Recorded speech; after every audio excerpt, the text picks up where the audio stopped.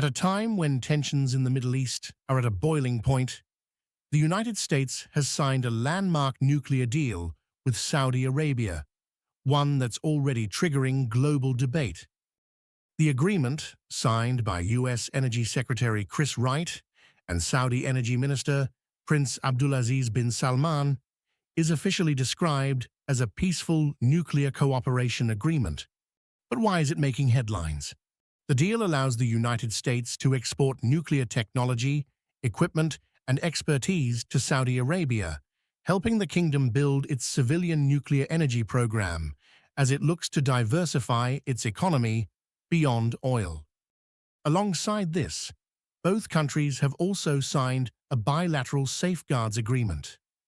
According to Washington, these safeguards are meant to ensure that Saudi Arabia's nuclear program remains strictly peaceful and complies with international non-proliferation standards.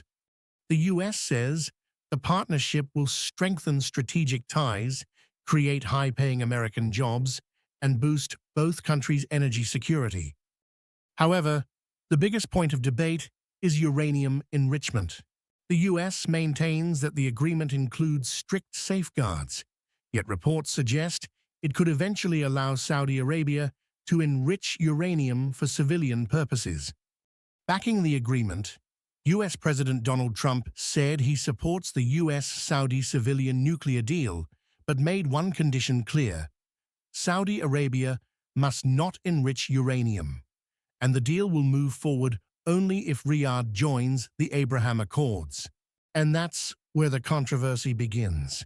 The deal comes as Washington is investing billions of dollars in efforts to stop Iran from developing uranium enrichment capabilities that could lead to a nuclear weapon.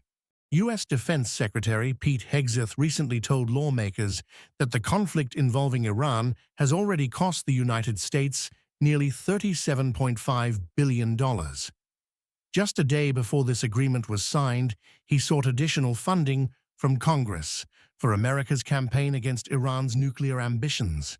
Critics argue that while the U.S. is trying to prevent Iran from enriching uranium, it appears willing to support a similar capability in Saudi Arabia. Supporters, however, say the comparison is misleading.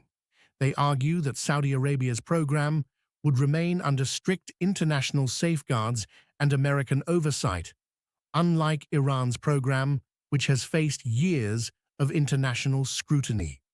The agreement has not yet taken effect.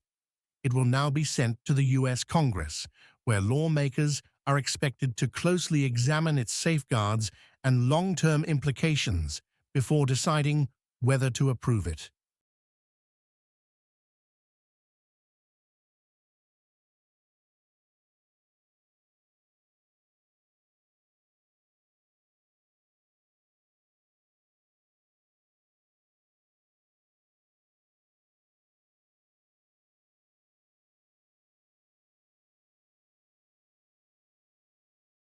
If you like this video, then like, share and subscribe to Mirror Now.